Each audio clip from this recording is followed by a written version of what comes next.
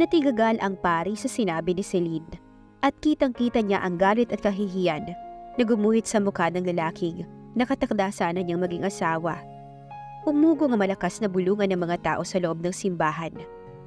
"Anong ginagawa mo? Wala ito sa usapan natin." Namumula ang mukhang wika ni Gavin. "I'm sorry, pero hindi kita magagawang pakasalan." Hinablot niya ang mga suot na alahas na ibinigay nito at iniabot iyon dito. Pagkatapos ay nagtatakbo siyang bitbit ang mahabang laylayan ng gown. "Anong ibig sabihin ito?" Dumagundog ang boses ng ama ni Gavin. Napatayo ito mula sa pagkakaupo na kunot ang noo. Nakatingin ito sa ama niya. "Celine!" Magkasabay at nahihintakot ang sigaw ng daddy at mommy niya. Nandoon ang takot at pag-aalala sa mga mata nito. Humara ang mga ito sa dinaraanan niya. "Ano sa tingin mo ang ginagawa mo?" Galit na sad ng daddy niya. Ang mommy naman niya ay umiiyak na sa tabi nito. She felt terrible for them. Alam niya ang kahihinatnan ng ginawa niya. Subalit hindi talaga matanggap ng kanyang sarili na pakasalan ng lalaking hindi niya lubusang kilala. Lalo pat wala siyang nararamdamang anuman para dito. "Mommy, Daddy, sorry." Umiiyak na nilagpasan niya mga ito. "Celine!" Dinig ang sigaw at yabag ng mga taong humahabol sa kanya. Subalit hindi na siya lumingon pa. She started to run as fast as she could. Paglabas niya ng simbahan, agad siyang sumakay ng taxi na huminto sa daan. "Manong, dalhin niyo po ako sa lugar na matatahimik ako." Lumuluhang saad niya sa driver. Nagatubiling tumingin ito sa kanya. "Okay ka lang ba, miss?" "Pakiusap po, paandarin niyo na po ang sasakyan." Naguunahang tumulo ang kanyang mga luha at iniiwas niya ang mukha niya rito. May pag-aalinlangan na pinaandar nito ang taxi. Nang umandar iyon ay binalang niya agad ang tingin sa may bintana. Hindi niya na magawang tignan pa ang mga taong humahabol sa kanya. Alam niyang sobrang sakit lamang sa kanyang damdamin ang idudulot nun. It was a selfish act, and the more she realized it, the more she hated herself. Ano nang mangyayari sa akin? Hindi ako pwedeng umuwi sa bahay.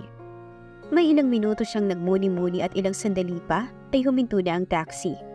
Lumilipad ang isip ni Celine, kaya hindi niya napansin ang paghimpil ng sasakyan. "Miss Ganda, nandito na tayo." "Ha?" Napalingon-lingon siya sa paligid. Napakunot noo siya. "Manong, simbahan po ito." Nagtatakang saad niya. "Sabi niyo, miss, sa lugar kung saan kayo matatahimik. Sa simbahan matatahimik ang kaluluwa niyo." "Manong, sa simbahan po tayo nang galing kanina. Pero sa simbahan niyo pa rin ako dinala." Kahit ayaw niya pang bumaba ng sasakyan, ay napilitan na siya nang makita ang naiiritang anyo ng driver. "Wala ka naman yatang pambayad kasi, miss eh." Kakamot-kamot sa ulo na wika nito. Bumaba ang tingin nito sa suot niyang wedding gown. Isang weirdong tingin ang binigay nito sa kanya. Napapalatak ito. Pagkatapos ay pinaharurot ang sasakyan. Naiwan siyang nilalanghap ang usok ng taxi. Napaubo siya. Iniisip ba niyang baliw ako? Naningkit ang kanyang mga mata nang tumingin si Celine sa paligid niya. What was the driver thinking? Simbahan ang tinakasan niya, pero simbahan din pala ang bagsak niya. It just doesn't make sense. Nang makita niya mga ilang hindi pamilyar na tao sa may di kalayuan, ay agad niyang ibinaba ang bero ng damit pangkasal niya. Hindi niya mahaharap ang mga ito na ganoon ang itsura niya. Para nga siyang isang baliw na gumagala na naka-wedding dress at hindi siya komportable sa isang lugar na walang sino mang kakilala. Napailing siya nang biglang sumakit ang mga paa niya pagtapak sa semento. Hindi siya sanay magsuot ng high heel shoes. Agad na naghanap ang mga mata niya ng mauupuan. Sa gilid ng simbahan ay may natanaw siyang ilang mga bench. Inalis niya ang mga sapatos at nagtatakbo papunta roon. She felt relieved nang makaupo ang ngawit na katawan niya. She relaxed her bare feet over the Bermuda grass. Nilaro niya ang mga talampakan doon. It felt really good. Kung sana ay huminto na lang ang oras at hindi na niya kailangan pagharapin ang mga problema. Subalit kahit anong gawin niya ang paghiling, ay hindi titigil ang pag-inog ng mundo para lamang sa kanya. Now, what should I do starting from here? Tumingala siya sa kalakitan na para bang doon ay may lilitaw na sagot sa gulong nilikha niya. She sighed as the sun rays glimmer on her face, underneath the wedding veil. Glenda? Nagulat si Celine nang may isang binata ang biglang sumulpot sa harapan niya. Nakapormal na puting suit ito, parang kagagaling lang sa isang formal na okasyon. Ha? Glenda? Sinong Glenda? Luminga-linga siya sa paligid upang siguraduhin siya ang kinakausap ng lalaki. Subalit walang sino mang nandoon kundi sila lamang dalawa. Muli siyang bumaling dito. Hindi, si Lynn ang pangalan ko. Nabubulol niyang saad habang nakatingala at titig na titig sa napakalakas na dating na mukha ng binata. Nagumpisang makaramdam ng kilig si Celine. Kayumanggi ang balat nito. His looks were very far from ordinary. Sharp-edged jaw, thin lips, very straight nose, amber eyes with long lashes and thick brows. Walang dudang magandang lalaki ang kaharap niya. Ang pagiging aristokrato ng dating ng itsura nito ay kumukontra sa kulay tan na balat nito na animoy gintong kumikislap sa ilalim ng araw. And he's tall, lean, and had a really good build. Napaigdad si Celine nang humakbang palapit sa kanyang lalaki. Then who are you, miss? Bakit nandito ka? At bakit nakasuot ka ng wedding dress? Kunot ang noong tanong nito. Hindi niya alam kung imahinasyon niya lang iyon. Subalit may himig ng galit ang tono ng pananalita nito. But why would he get angry with her? Ngayon lamang sila nagkita. Iniiwas niya ang tingin kahit alam niyang hindi siya nakikita nito sa nakababa niyang belo. Sa pagtatanong nito ay muling bumalik sa kanya mga nangyari. Hindi niya gustong maalala, ngunit otomatikong bumabalik sa isip niya. The frightened look of her parents chasing after her. Ang galit na anyo na magiging kanya sanang groom at ng pamilya nito. Ang bulungan at komento ng mga bisitang dumalo sa simbahan. Everything was making her knees weak, and those thoughts were making her vision blurry. Napahikbi ang dalaga. She started to sob. Dire-diretso ang pagtulo ng mga luha niya. Pamaya-maya ay isang malakas na iyak ang maririnig sa bahaging iyon sa labas ng simbahan. Hey! Tarantang napaluhod sa harap niya ang lalaki. Why are you crying? Did I scare you? Nagtatanong lang naman ako eh. Don't cry. Ayoko kasing magpakasal. Kaya tumakas ako sa simbahan. Paputol-putol at umiiyak niyang kwento. Animo isa siyang bata na nakakita ng pagsusumbungan. Kasal? Tumakas? He paused for a second. Then after that, he got hysterical. Nahihibang ka na ba? Bakit mo ginawa yun? Hindi mo ba iniisip ang mararamdaman ng groom? Sa ginawa mong hindi pagsipot sa simbahan? Don't you even think what he feels right now? Sigaw nito. Ha? Naguguluhang tumingin siya rito. Dumating naman ako. Tumakas lang ako sa gitna ng seremonyas. Teka, bakit nagagalit ka? Suminghot siya. Nakaramdam siya ng takot sa nag-aapoy ng mga mata nito. Natameme ito. Napahinto ito na waring na-realize din na overaction nga ito. Ilang minuto itong natahimik bago mahinang nagsalita. Sorry, I didn't mean to shout at you. Pero bakit? His amber eyes were piercing through her, like he was reading her thoughts. Kahit sabihin pang dumalo o tumakas ka sa kasal, iniwan mo pa rin siya. Siguradong pumayag kang magpakasal sa kanya, kaya nakarating kayo sa simbahan, di ba? Then, bakit tumakas ka? Naaaninag ni Celine ang malungkot na mukha ng binata. Para bang pasa nito ang problema ng buong mundo, gayong hindi naman ito problema ang problema niya. And she felt the urge to erase that sadness on his face. Halatang may dinaramdam ito. It shows obviously on the way he spoke. Naku-curious tuloy siya kung sino ang lalaking to, at anong klaseng gulo naman ang nasuotan nito. Yumuko siya bago nagsalita. Tumakas ako sa kasal dahil magiging unfair para sa kanya. If I would marry him just because of money, kamumuhian lang namin ang isa't isa. My parents forced me this marriage, at hindi ko sila magawang tanggihan dahil yun lang ang paraan para maisalba ang estado ng pamilya namin. But in the end, I just can't pretend that I'm alright with that kind of life. Ayoko siyang lokohin at simula ng isang relasyon sa maling paraan. If I were to decide to be anyone's woman, yung alam naming dalawa na wala kaming pagsisisihan sa bandang huli. Yung walang nakatayang halaga o kapalit. Kapag pinakasalan ko siya, pareho lang kaming hindi magiging masaya. Pero nang iniwanan ko siya, pinalaya ko rin ng iba't ibang posibilidad sa buhay niya. At marami sa posibilidad na yun ang daan para sa tunay na kasiyahan. Mali ba ako? Pagiging makasarili ba ang pagdedesisyon ng makakabuti o makakasama para sa mga sarili natin? Hindi nito sinagot ang tanong niya. Katahimikan ang sumunod na namayani sa pagitan nila. Nang tumingin siya sa lalaki, ay parang nasa malalim na pag-iisip din ito. He looked like he's absorbing what she said, Then he sighed as he looked back at her. Kumabog ng mabilis ang puso niya. May pagkailag siya sa mga taong hindi niya kilala. Subalit sa lalaking ito, ibang awkwardness ang nadarama niya. She got stiffened when he suddenly took her shoes and put it back on her feet. Hindi siya makapag-react. Parang gustong mamula ng buong katawan niya, gayong paalamang niyang hinawakan ito. Tumayo ito mula sa pagkakaluhod at inilahad ang palad sa kanya. "Let's go." Saan? Natataranta niyang tanong. Ngumiti ito at parang gustong tumalon palabas ng puso ni Celine. "Sa loob ng simbahan. Kung ayaw mong may pagsisihan na isang bagay, then be my bride." Ha? Natigaga lang siya sa sinabi nito. The wedding march song started. Napatayo ang lahat ng tao sa simbahan nang magsimulang maglakad ang mga abay sa kasal. The best man, the maid of honors, the flower girls with their partners, the ring bearer, at nasa finale ang pinakainaabangan ng lahat. Napasinghap ang mga tao. The bride looked really stunning on her wedding dress.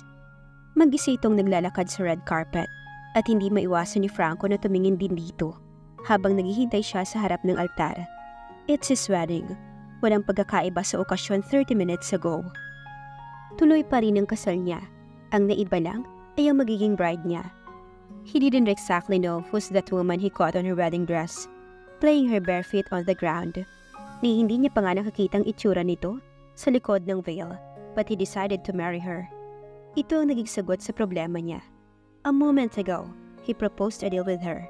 Kung papayag ito maging bride ay gagawin niya ang lahat ng posibleng paraan para matulungan ito sa problema nito. Kung magpapakasal ito ng dahil sa pera, ay pera din ang solusyon upang hindi iyon matuloy at ipilit pa. At matutulungan din niya ito doon. He was rich and powerful in business world. Walang hindi nakakakilala na nasa top 5 list na pinakamayaman at pinakamaimpluwensya sa bansa. Just hearing the surname Sebastians was enough to make other companies bow on their feet. His very own original bride dropped her position like a potato. At alam niyang maraming babae ang nais pumalit sa pwesto nito. Pero hindi niya kailangan ng mga yon. Nawala na siya ng tiwala pa sa seryosong pakikipagrelasyon. Kung yun ngang sa kanilang dalawa ni Glenda, na inakala niyang perpekto at puro ay bumigay, yun pa kaya mga naging flings niya na alam lang niyang habol lang ang estado niya sa lipunan. Kaya hindi niya kinokonsidera sa sarili na magmamahal siya. What he really needs right now is a substitute bride, a fake partner and a fake wife. No string attached, no hassles, no personal feelings to be considered. At ang babaeng ito na lumalakad sa aisle patungo sa kanya ay isang perpektong kandidato. Wala siyang alam tungkol dito kundi ang pangalan nito na kanina niya lang naitanong. The girl's name is Celine, Celine Mondragon, isang pamilyar na apelyido na naririnig niya sa social circle elite. Kung pagbabasehan ng kilos at pananalita ng babae, ay alam niyang edukada ito. Hindi nga lang niya sigurado kung related ito sa nagmamay-ari ng Mondragon's Industrial Clothing Company.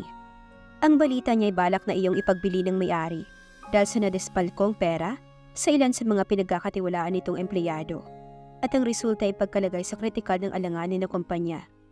Then Metromall cut all the business transactions on that company to avoid conflicts.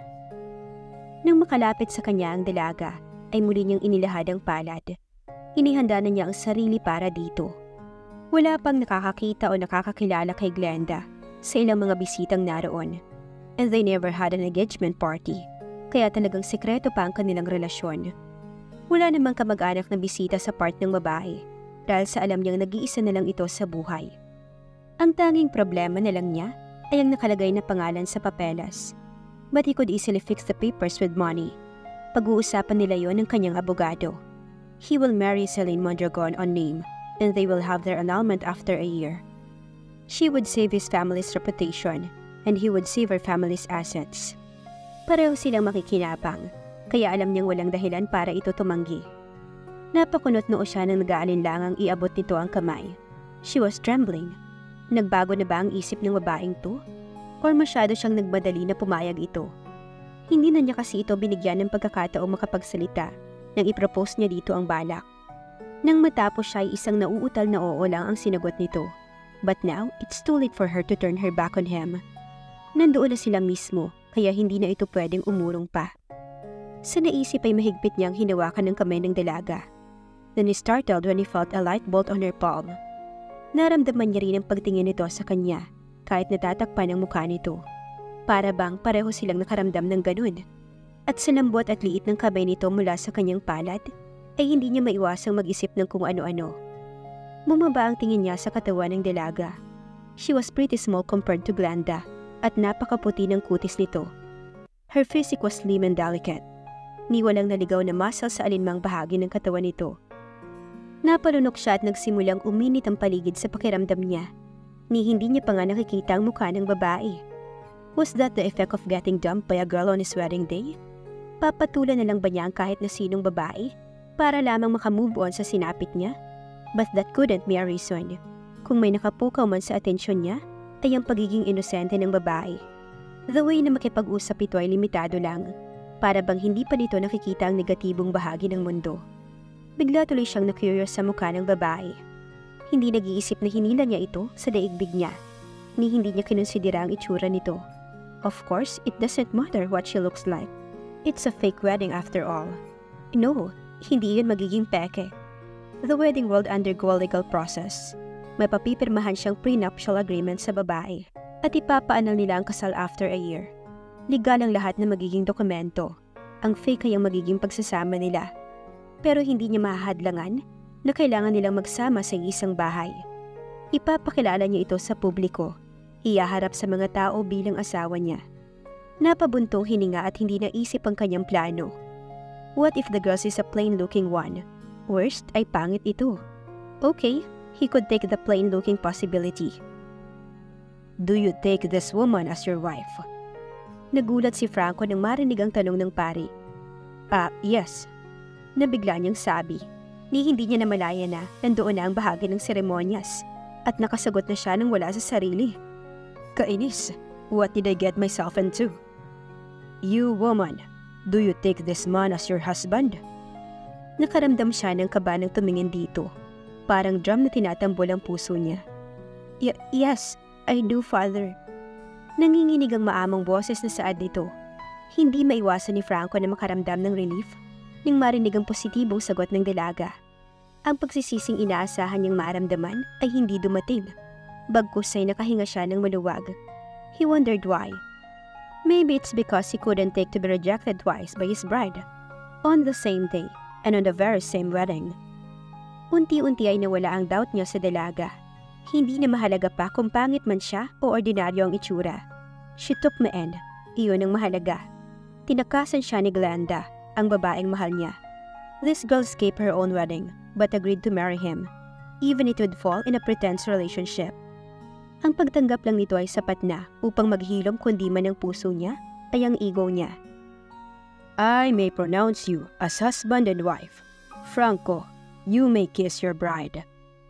Huminga siya ng malalim. Dito na magsisimula ang aming palabas. Itinaas niya ang wedding veil. He prepared himself to the worst case scenario. Kabadong iniangat niya ang muka. Nang tumingin siya sa babae, ay para siyang namamalikmata. Kumurap-kurap siya upang siguraduhin hindi siya dinaraya ng paningin. The girl really looked young, and not to say, very beautiful. Bumaling ng may hesitasyon ang kulay berde nitong mga mata sa kanya. She was waiting for him to kiss her. Napatingin siya sa makipot at natural na mapulang labi nito. Where in the world did this very beautiful girl hiding? Hindi siya ang tipo na nadadala sa ganda ng isang babae. Subalit sa pagkakataong iyon, ay hindi niya maalis ang tingin dito. Hindi niya napigilan ang kanyang sarili. He kissed her lips just like that. Napaigtad ang dalaga na wari, nagulat sa ginawa niya. But she should blame herself for being so irresistible. Mariing hinalikan niya ang labi nito bago iyon pinakawalan. Nagkasalubong ang kanilang mga mata. It's pretty rare for Franco to encounter a person with such green eyes on his own country. Lalo na't hindi ito mukhang foreigner. Ang buhok nito ay kulay itim at ang kulay ng balat nito ay parang kulay ng gatas. Mamula-mula iyon at sobrang kinis. Celine. Bigkas niya sa pangalan nito. She blushed at gustong humalakhak ni Franco. Hindi lang mukhang inosente ang babae, dahil inosente talaga ito. Hindi man niya aminin pero napakasaya niya ng sandaling iyon. Paano na ang pagsasama nila kung sa papel lamang ang dahilan ng pagiging mag-asawa nila? At dito na po nagtatapos ang kabanata ng ating kwento. Please like, share, subscribe for more updates. Maraming salamat po.